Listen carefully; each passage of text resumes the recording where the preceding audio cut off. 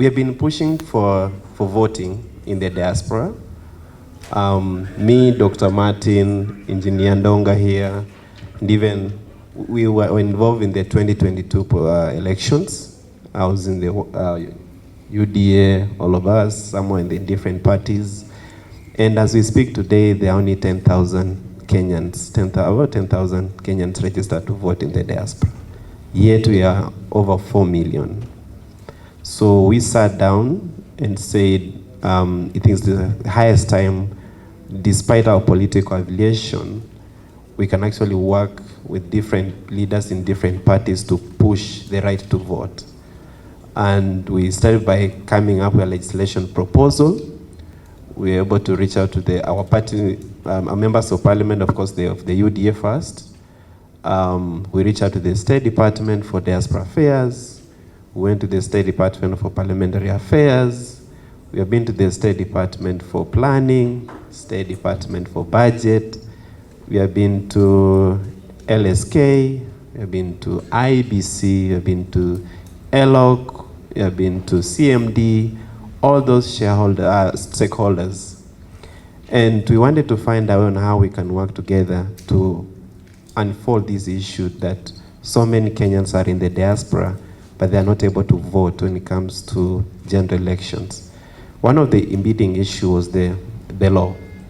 So at the moment, Regulation 37 of the Elections Act limits, no, 32 to be honest, 32, limits voting and registration in the diaspora to the embassy and the consulates. Yet the Constitution, that's Article 38 gives us the right to belong and also participate in electoral process. Article 81 and 82 gives us that Parliament should progressively come up legislation at the same, but the same Parliament are creating laws that actually prevent us from participating. So we came up with a proposal to amend the law to change these issues. One of the main issues is the distance. In the US, for a case study, we have 3 missions. That's in New York, Washington, and LA. Most people, most Kenyans, I know you guys have traveled abroad, they don't live in those areas. You'll find them in Seattle, Minnesota, Dallas, Atlanta.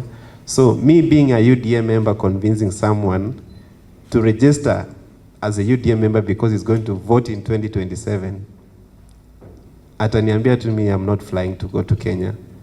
Why can't you bring the polling center here? And Bwana Sam, I know you have been pushing me for membership. I can tell those are some of the issues. So, anakuambia to direct, why should I register to this political party yet I know very well I will not vote? You know.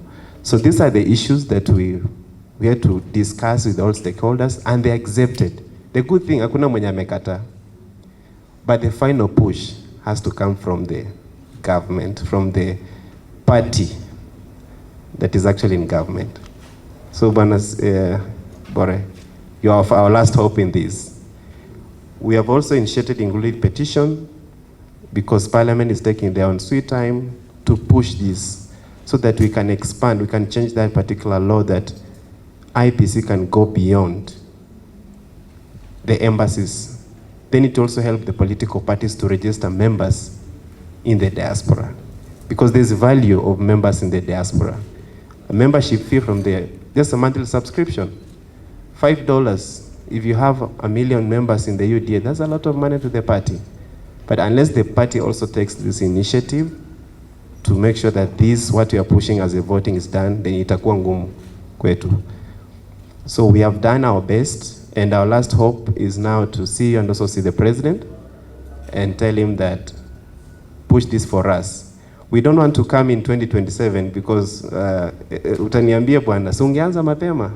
So we started early so that by next year, mimi sasa, when my team says, sasa bwana tulifanya tukaachieve, kila mtu ajipange na chama yake, and since sisi ndio tumeachieve, it is easy to talk to the leaders because we have achieved something. So we are asking you that the law that is with Honorable Murugara at the moment, we have given to the JLAC. He has it. amending a regulation, it doesn't require the parliament, the whole parliament. It's the committee that can amend a regulation. Just one sitting, look at it, amend, and communicate. So far, since March, there has been none. And we are asking the party to help us get there.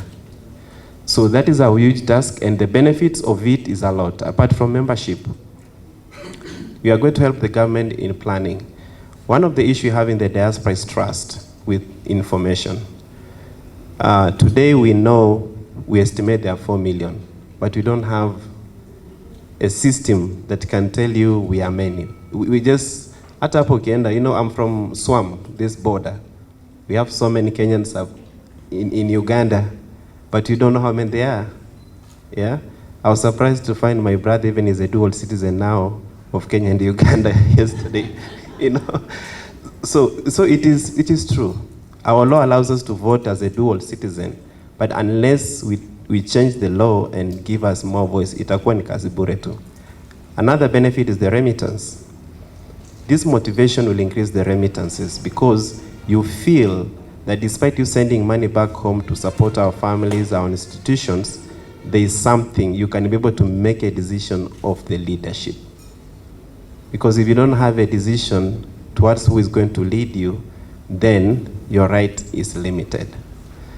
Another thing is structured debt, of course. Dr. Matt will emphasize on that. But our main ask from the party that we have done everything, we have knocked every door. This is our last part of it. Please, tufungulie tu then you are bwana akirudi kwa SKM kwa IPA aseme UDM amaliza hii kitu bwana, I'm going to bring so many members from the diaspora. It will be easy because these are some of the things. Kalonzo, we met him. He accepted what we are doing. He also wants us to vote. We have met Honorable Raila. We have met almost all of them. We have discussed, but that just final push is what you're asking, Bwana Sam.